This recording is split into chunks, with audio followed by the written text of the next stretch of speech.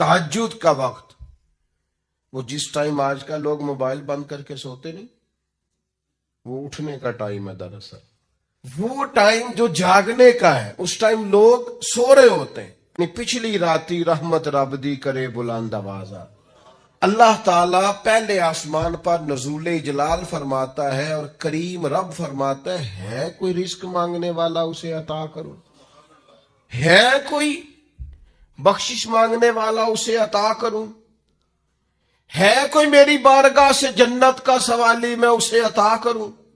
اچھا عجیب بات ہے، جب گیٹ کھلنے کا وقت آیا تو لوگ دروازہ چھوڑ کے چلے گئے، حالانکہ جب عطا کرنے کا ٹائم ہے تو آپ سو گئے، جاگنے کا وقت آیا تو آپ کی آنکھ لگ گئی۔ یہ غافلانہ مزاج ہے۔ نبی پاک علیہ السلام نہ نفلوں کے لیے سختی نہیں فرماتے تھے، سختی فرائض کے لیے ہوتی ہے، واجبات کے لیے ہوتی ہے۔ لیکن حضرت فاطمہ رضی اللہ تعالیٰ عنہ بیان فرماتی ہیں سحری کا وقت آتا تو حضور میرے حجرے میں آتے، آواز دیتے اور کئی دفعہ مجھے ہلاتے، کہتے بیٹا اٹھو، یہ رب سے رحمت مانگنے کا ٹائم۔ میں کیسے آپ کی خدمت میں عرض کروں، اب تو صبح جلدی اٹھنا یہ غریب ہونے کی علامت ہے۔ اٹھو، کبھی غور کرو، دیکھو کہ کچھ ایسے بھی رب کے عاجز بندے ہیں جو فجر کی نماز بھی جا کے اس منڈی میں پڑھتے ہیں جہاں سے انہیں امید ہے کہ میرا رب اس کے وسیلے سے رزق عطا کرے گا۔ سویرے اٹھتے ہیں، اٹھا جا سکتا ہے، یہ ہوتا ہے، کیا کریں، کس طرح قوم کو سمجھائیں، کیا رویہ اختیار کریں۔ میں کبھی کبھی دوستوں سے کہتا ہوں میرا دل نہیں کرتا بعض باتیں کرنے کو، وہ محسوس ہوتا ہے کہ یار یہ تو زیادہ ہی آگے چلے گئے، لیکن کبھی کبھی مجھے فیل ہوتا ہے کہ ابھی تک ہماری قوم اس بات پر بھی تیار نہیں ہو سکی کہ کھانا کھانے سے پہلے بسم اللہ شریف پڑھنے کی عادت بنائی جائے۔ مجھ سے ناراض نہ ہونا، آپ پڑھتے ہوں گے، لیکن میں اپنا نظریہ عرض کر رہا ہوں کہ اب اس کے لیے کوئی پی ایچ ڈی کرنے کی ضرورت ہے؟ یہ کوئی مسئلہ ایسا ہے کہ جس کے لیے فقہ کی 4 کتابیں پڑھیں گے تو سمجھ میں آئے گا کہ کھانا کھانے سے پہلے بسم اللہ؟ تو جو قوم، یعنی بالکل بنیادی اور ضروری بات ہے کہ آپ کھانے سے پہلے بسم اللہ پڑھ لیں، اور میرا خیال ہے یہ بچے کو ویسے ہی آتی ہے۔ ہو سکتا ہے جس کو با کی پہچان نہ ہو، سین کی پہچان نہ ہو، میم کی پہچان نہ ہو، الف کی اور لام کی پہچان نہ ہو، ہا کی پہچان نہ ہو، اسے ویسے ہی آتی ہو، زبانی یاد ہو گئی ہو، لیکن عادت کس نے بنانی ہے؟ مزاج کس نے بنانا؟ بالکل بنیادی باتیں بھی اگر ہم ان پر غور نہیں کریں گے تو پھر میرے بھائی بڑے بڑے فلسفوں کا اور بڑی بڑی باتوں کا پیچھے کیا رہ جائے گا؟ فجر میں اٹھنا، نماز کا پابند ہونا، بہت پیچھے رہ گئے وہ والدین۔ سننا مجھ سے اور مجھ سے ناراض نہ ہونا جس نے اپنے بچے کو ایم فل تک پڑھا لیا ہے اور ایم ایس سی تک کرا لیا ہے، پر وہ بڑا پیچھے رہ گیا ہے، جس نے سارا کچھ تو کرایا ہے پر اپنے بچے کو سجدے کا طریقہ نہیں بتایا، وہ نمازی نہیں بنا سکا، عبادت گزار نہیں بنا سکا، صبح اٹھنے کا سلیقہ نہیں بتا سکا، پیچھے رہ گیا، نقصان میں رہ گیا، کمزور رہ گیا۔ پہلے بھی ایک دفعہ عرض کیا تھا، پھر کہتا ہوں، ایک دوست میرے پاس آئے اور کہنے لگے میں نے بڑا ہی زور لگایا میرا بچہ عالم نہیں بنتا، بڑی کوشش کیا۔ میں نے ان سے کہا ضروری نہیں ہے سارے بنے، نئی شریعت کا یہ حکم ہے کہ کل علم سارے حاصل کریں۔ آپ ایسا کریں، عالم نہیں بنتا تو اچھا مسلمان بنا دیں، اس کی اخلاق درست ہونے چاہیے، اس کی عبادات کا معاملہ درست ہونا چاہیے، اسی پر اللہ کی رحمت برس جائے گی۔ اسی طرح کے کچھ ایام پھر اللہ نے رکھے ہیں، جیسے ٹائم رکھا ہے اسی طرح کے ایام رکھے ہیں، ان میں سے شب برات بھی ہے، شب قدر بھی ہے، رمضان کی ہر رات بھی ہے، پر کس کے لیے؟ شیخ سعدی فرماتے ہیں جو قدر کرے اس کے لیے ہر شب بھی شب قدر ہے، اور جو قدر نہ کرے ٹھیک ہے وہ پھر شب قدر کی رات بھی سوٹ سیتا رہے، وہ شب قدر کی رات بھی کوئی مال خریدنے جاتا رہے، وہ پھر شب قدر کی رات بھی دیکھے کہ آج کل کون سی چیز بک رہی ہے، کون سی خریدنی ہے، چلتا رہے کام۔ اگر قدر کرے گا تو ہر شب قدر ہے، اور اگر قدر نہ کرے تو جتنی مرضی شب قدر گزر جائے، یہ تو قدر والوں کے لیے۔ آپ اس کو سمجھ لیں، اس پر غور کر لیں کہ اللہ نے وقت دیا ہے کہ آ جا رحمت برسے گی، تو شب برات پہ آ جا کرم ہو جائے گا۔ یہ نہیں آیا، سویا ہوا ہے۔ آ جا شب قدر کی رات کرم ہو جائے گا، نہیں آیا، سویا ہوا ہے۔ وہ تو کہتا ہے کتب ربکم علی نفسہ رحمہ، تیرے رب نے اپنے ذمہ کرم پر رحمت کو خاص کر لیا ہے، پر آ تو صحیح نہ۔ ایک ہوتا ہے نماز پڑھنا، ایک ہوتا ہے اہتمام کے ساتھ نماز پڑھنا، یعنی ذرا وقت پہ اٹھنا، ذرا صحیح کر کے وضو کرنا، ذرا شوق سے مصلی بچھانا۔ ایک ہوتا ہے تسبیح پڑھ لینا، اور ایک ہوتا ہے ذرا تھوڑا سا نا شوق کے ساتھ اللہ کو یاد کرنا۔ آپ کبھی جو میں نے آیہ کریمہ پڑھی، اس کی آپ شان نزول دیکھیں، نبی کریم صلی اللہ تعالی علیہ وسلم کے نا کچھ صحابہ اللہ کی محبت کے شوق میں حضور کی بارگاہ میں حاضر ہوئے، اور انہوں نے آ کے عرض پتہ کیا کیا؟ عرض کرنے لگے، یا رسول اللہ صلی اللہ تعالی علیہ وسلم، سالوں بیت گئے ہیں سجدے کرتے ہوئے، حضور سالوں بیت گئے ہیں تسبیح پڑھتے ہوئے، سالوں بیت گئے کہتے ہوئے کہ سبحان اللہ وہ پاک ہے، ہمیں سالوں بیت گئے یہ کہتے ہوئے کہ اللہ اکبر وہی سب سے بڑا ہے، سالوں بیت گئے کہتے ہوئے کہ الحمدللہ ساری تعریفیں اللہ کے لیے، سالوں بیت گئے اس کی تسبیح کرتے، تحلیل کرتے، تکبیر کہتے۔ حضور اب نہ ہمارا اپنے رب سے ملنے کو جی چاہتا ہے، کبھی یہ حقیقت منتظر نظر آ نہ لباس مجاز میں، لاکھوں سجدے تڑپ رہے ہیں میری جبین نیاز میں۔ اور اقبال کہنے لگے کہ تیرے عشق کی انتہا چاہتا ہوں، تو میری سادگی دیکھ کیا چاہتا ہوں، میرا ذرا سا تو دل ہے مگر شوخ اتنا، میں وہی لن ترانی سنا چاہتا ہوں۔ میرا بھی دل کرتا ہے کہ اللہ میں تجھے کہوں میں تجھے دیکھنا چاہتا ہوں، جس طرح حضرت موسیٰ کلیم علیہ السلام نے کہا تھا، اور تو مجھے کہے کہ لن ترانی تو نہیں دیکھ سکتا، ذرا سا تو دل ہے مگر شوخ اتنا، میں بھی وہی لن ترانی سنا چاہتا ہوں۔ پھر کہنے لگے بھری بزم میں راز کی بات کہہ دی، بڑا بے ادب ہوں سزا چاہتا ہوں۔ دیکھو سب لوگوں کے بیچ ہی میں نے یہ کہہ دیا۔ میرے عزیز صحابہ نا شوق میں، کتنے سارے لوگ ہیں، آپ کتنی ماشاءاللہ بڑی تعداد میں آپ آئیں، ہم بھی کبھی اس شوق میں گئے ہیں کہ ہمارے رب کو دیکھنے کو دل چاہتا ہے، ہمارا جی چاہے وہ کبھی ہمیں ملے، ہم کبھی اس کی زیارت کریں، اس کی بارگاہ کرم میں ہم حاضر ہوں۔ صحابہ نے عرض کیا یا رسول اللہ صلی اللہ تعالی علیہ وسلم، ہمارا رب کہاں ہے؟ ہمارا نا اپنے رب کو دیکھنے کو جی چاہتا ہے۔ جب صحابہ نے یہ عرض کیا تو اللہ نے قرآن مجید نازل کیا، فرمایا وَإِذَا سَأَلَكَ عِبَادِي عَنِّي فَإِنِّي قَرِيبٌ، محبوب جب میرے بندے آپ کی بارگاہ میں آ کے میرے بارے میں پوچھے نا تو ان سے کہہ دینا میں ان کے قریب ہی ہوں، قریب ہی ہوں۔ دلیل کیا ہے؟ اذا دان، یہ جب بھی مجھ سے دعا مانگیں گے میں ان کی دعاؤں کو قبول فرماؤں گا، میں ان کے قریب ہوں، میں ان کے قریب ہوں۔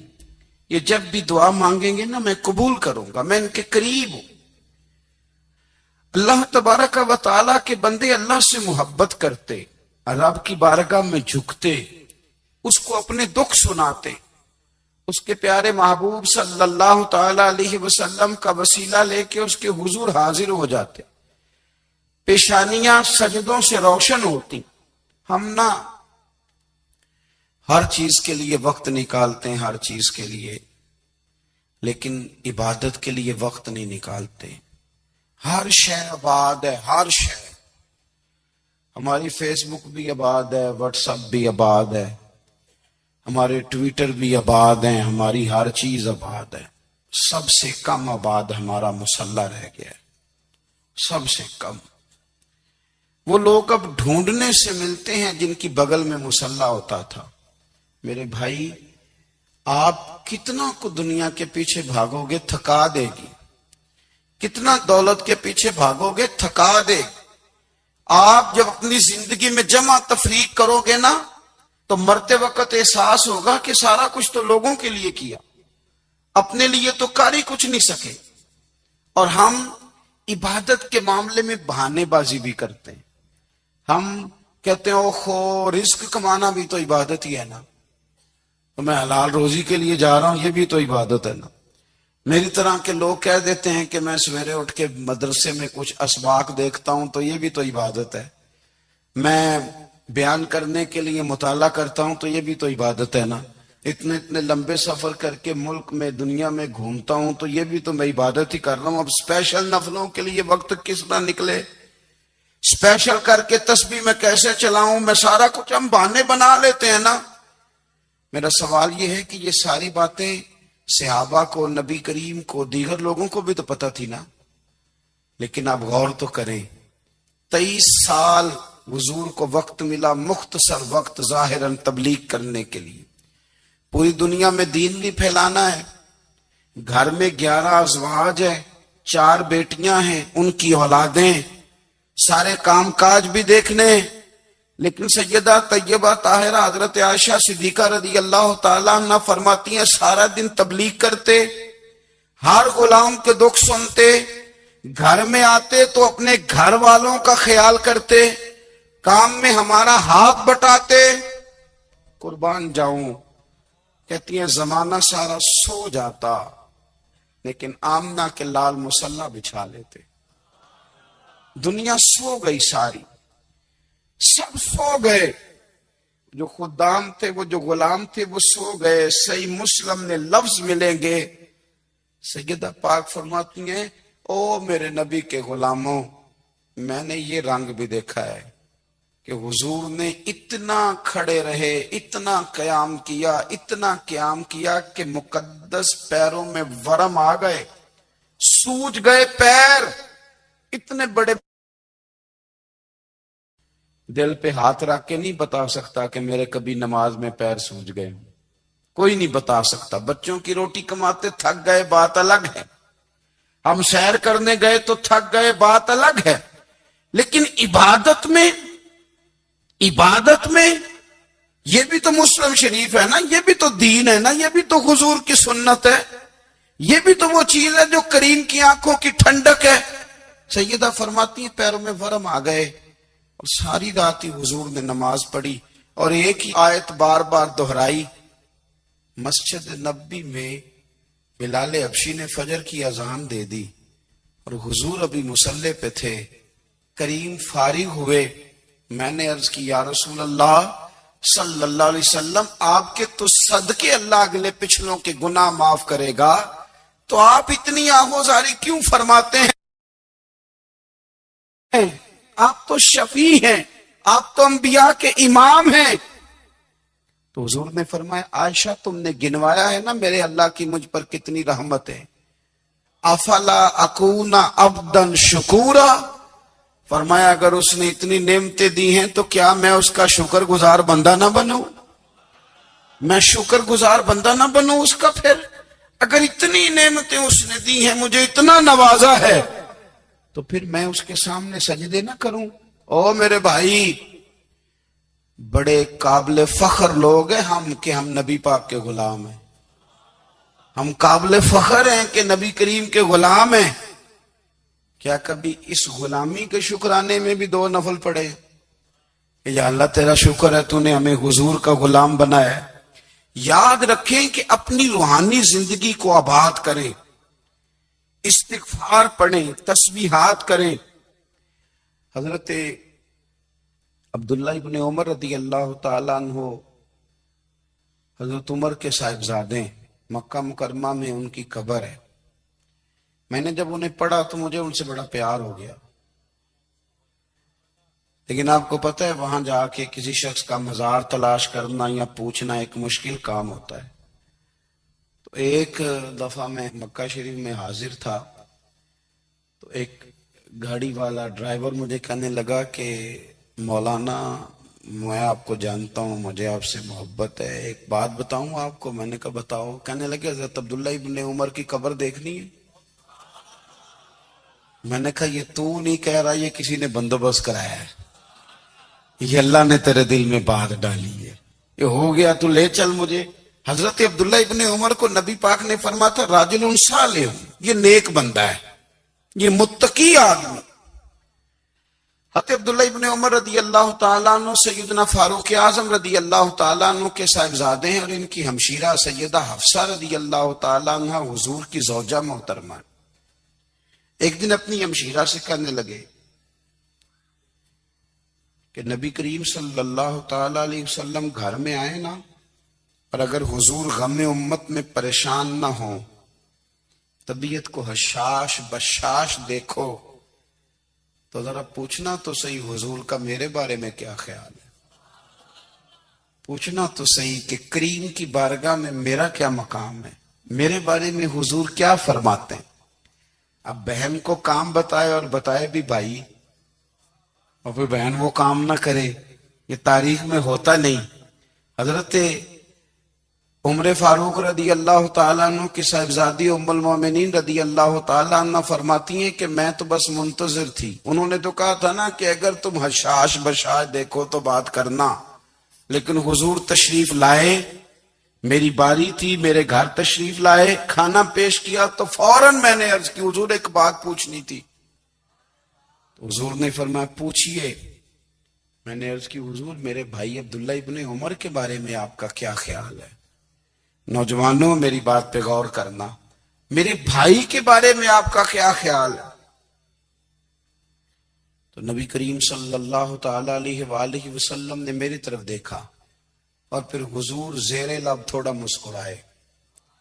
اور بریلی کے امام کہتے ہیں کہ حضور مسکرا دیتے تھے نا تو جو بڑا دکھی ہوتا تھا وہ بھی ہنس پڑتا تھا. اب سوال پیدا ہوتا تھا کہ پھر تو اس مسکراہٹ کے لیے انتظار کرنا پڑتا ہوگا کئی مہینے کے حضور مسکرائیں تو رونے والے ہنسے. تو اعلیٰ حضرت فرماتے نہیں, انتظار نہیں کرنا پڑتا, یہ مسکراتے رہنا تو حضور کی عادت ہے.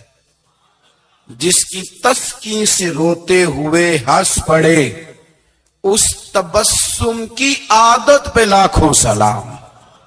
یعنی یہ تو عادت ہے حضور کی مسکراتے رہنا, اس کے لیے انتظار نہیں کرنا پڑتا. بھائیو آپ خیال رکھیں گے, غور کریں گے. حضرت عبداللہ ابن عمر رضی اللہ تعالیٰ عنہ کے بارے میں پوچھا تو سیدہ فرماتی ہیں کہ نبی کریم صلی اللہ تعالیٰ علیہ وسلم نہ زیر لب مسکرائے اور فرمایا حفصہ تیرا بھائی ہے تو اچھا, لیکن میں نے سنا ہے کہ عشاء کی نماز پڑھتا ہے تو فجر تک سویا ہی رہتا ہے. او نوجوانوں, 10 بجے تک سونے کی بات نہیں ہوئی, 9 بجے تک سونے کی بات نہیں ہوئی, 11 بجے اٹھنے کی بات نہیں. حضور فرمانے لگے میں نے سنا ہے کہ عشاء کی نماز پڑھ کے سو جاتا ہے اور فجر تک سویا ہی رہتا ہے. اسے چاہیے کہ تہجد کے وقت اٹھا کرے, اللہ کی بارگاہ میں حاضر ہوا کرے, آہوزاری کرے, سجدے کرے, عبادت کرے. اٹھتا ہے اور فجر میں جا کے اٹھتا ہے. حضرت جناب حفصہ رضی اللہ تعالیٰ عنہ کہتی ہے میں نے جناب عبداللہ ابن عمر کو پیغام دیا اور میں نے کہا میرے جوان بھائی سن. نبی پاک نے فرمایا ہے تو اچھا, پر تہجد میں نہیں اٹھتا, نفل نہیں پڑھتا. او میری ملت کے جوانوں, مزہ نہیں آ جاتا جب ساری دنیا سوئی ہو, ساری دنیا, اور بستر بھی گرم ہو اور نیند بھی پورا غلبہ کر رہی ہو, اور اچانک گھنٹی بجے دماغ میں, آنکھ کھلے, گھڑی پہ نظر پڑے, 3:30 4 بجے کا پیغام گھڑی بتائے